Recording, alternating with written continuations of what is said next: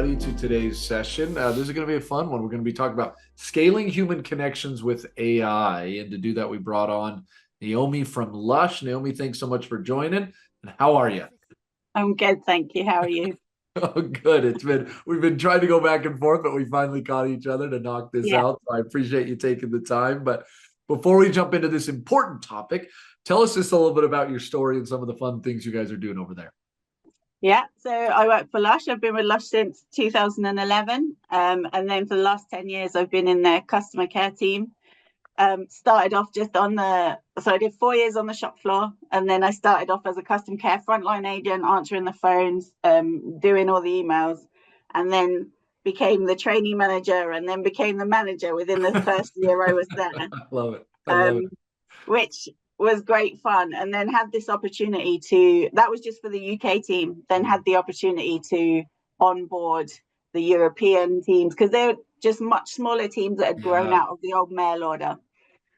So yeah, gradually gathered them in like a hen with chicks under my wings. And now I look after people who look after 23 markets. And so there's about 125 of us looking after 15 languages and customers globally. So if you go to Wow. lush.com and you choose your language and the widget pops up, you'll be talking to one of my team. I love it. I mean, look, that's bigger than I think I realized. And I knew you'd been there a long time, but that's 2011, you said. Oh my Yeah. goodness.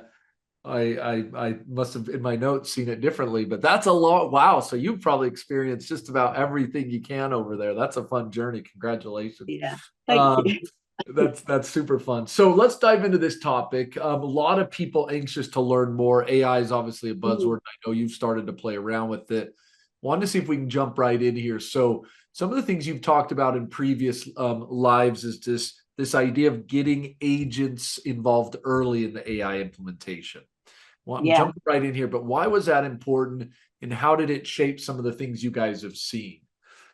Sure. So Lush, if you are familiar with it, is a very traditional bricks and mortar. We've got shops that you can smell a mile away, and we're really Yes. famous for our really personal customer service. So, we say hello to everyone that comes in, and we want to emulate that on our online experience as well. So we were doing that by telephone, and people would send us handwritten letters, and we'd always take the time to reply to every single email or have those conversations without worrying about a wrap up flashing at us. Yeah. We don't time our agents on how quickly they can whack out every ticket, but actually our end goal is to make sure our customers are happy. So with that in mind, when we start to think about AI, obviously everyone's seen iRobot, everyone's seen Black Mirror, everyone's Yeah. got this vision of what AI might end up like we're all like in Wall-E and the robots are running the place.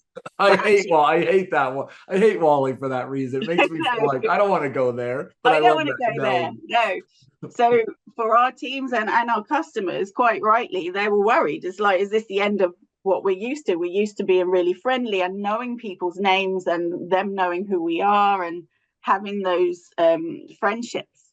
So when we want to introduce AI, we really we did our research first of all, but letting the team be involved and allaying those fears, letting them ask all those scary questions. And like initially, our first toe steps into the water were Yeah. very simple, AI powered self-service and just intents that were ones that they hated having to do. Those ones where you've got a macro and you send it 40, 50 times a day and you're bored. Well, Sure. let the robot do that for you. And then you have time to have that 20-minute chat with your favorite customer. Yeah. And gradually they were like, okay. So rather than, yeah, we weren't bulldozing them in with this is the new thing now, but introducing it in a way that they could see this was clearly a tool for their benefit and something That's to so. enhance their day. Yeah, look, I think that I love that you've mentioned that point because I do think there's feeling sometimes like they're at odds, like an AI agent versus an agent have to replace or we need to fight with each other. But I think the way you've kind of approached it, especially if you bring them in early, it's like, hey, this actually I think can benefit it, quote unquote, everybody, can make you so you're Yeah. not dealing with some of the mundane. It can actually support you. So I like that way that you framed it. How do you think about this idea of balancing customer expectations around speed with the demand for deeply personal service. I think there's always this balance, automation and personalness, the Yeah. speed and high MPS. How are some of the ways you've thought about this as you've gone about your business? Yeah, I guess for us, because we have the privilege of getting to know quite a lot of our customers quite well. So you know that no customer is the same and no customer has exactly the same need. So I am someone who hates picking up the phone and would love just to self-serve and not have to speak to a human on some days, Whereas you've got some people who crave that interaction and want to have half an hour on the phone with you. So actually what we're trying to balance is being all things to everyone. So have enough self-serve and enough options for those people who do want to just come in and find out, well, where's my order, and or what is the phone number I need, or where's the tracking link for this particular courier. Great, you can find that stuff out really quickly and then get on and do what you want.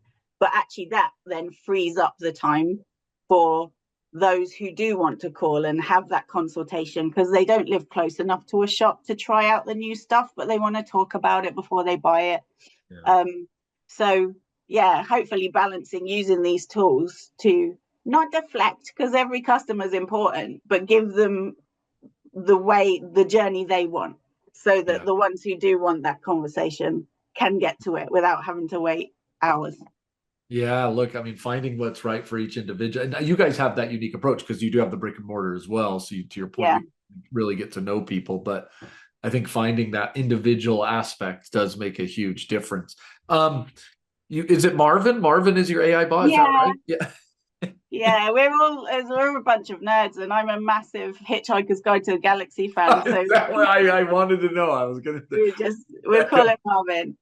And actually we did name him because all of our agents are known by their first names by our customers, and we've been really transparent. We've never pretended he's a human. Sure. But he's always, the way his responses are framed and the way he's set up both for the teams I work with and our customers is to say, look, I'm just here to help and I'm still learning.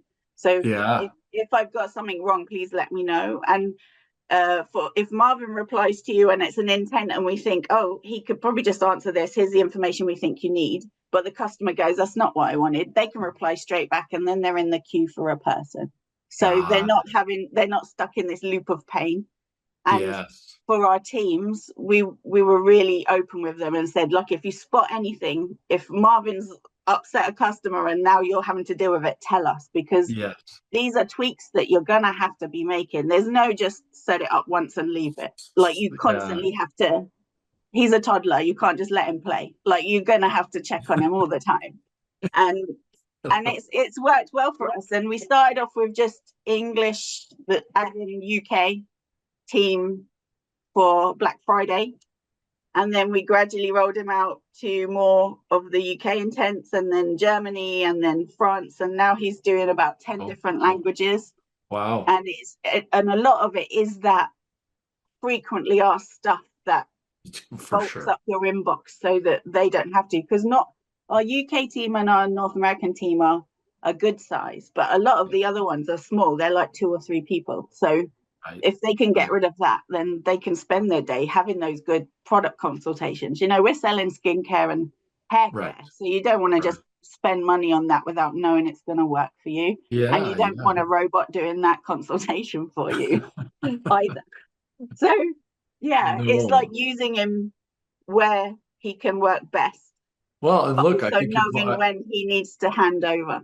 I think you've framed it really well. This idea that you could maybe set it and forget it isn't going to be real. He's a toddler. Marvin's a toddler, and just like a toddler, you've got to do it. But it also sounds like you kind of set some expectations with customers as well. And so I think that's kind of a misnomer. Some people are thinking they can just get it and set it and forget it. But kind of working through it. But that slow rollout sounds like one country, another country, and slowly you have been able to find more and more ways where, as you kind of ended, Marvin can play a role in really key areas. And that iterative process, I think, is what's winning, rather than kind of assuming that this is the thing that's going to kind of solve all problems in the world.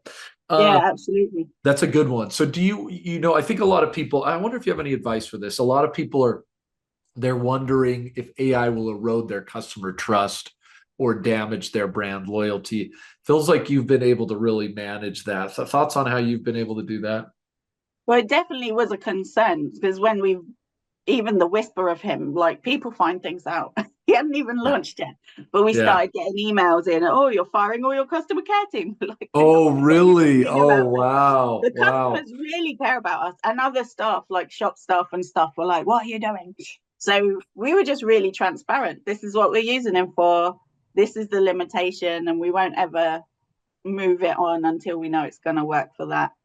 And I think you have to be really careful. You can't just go, right, I'm going to get an AI run on where who knows GPT, like who knows where it's coming from, plug it in, Right. because you cannot control it. So Yeah. like you absolutely have to make sure you find a system that works with your values and helps to enhance them rather than just an easy win for now, because Yeah. that's going to cause you problems for Yeah. sure. Yeah. I like that. I like that. That's probably a good piece. How do you see this evolving over the next few years as AI continues to advance?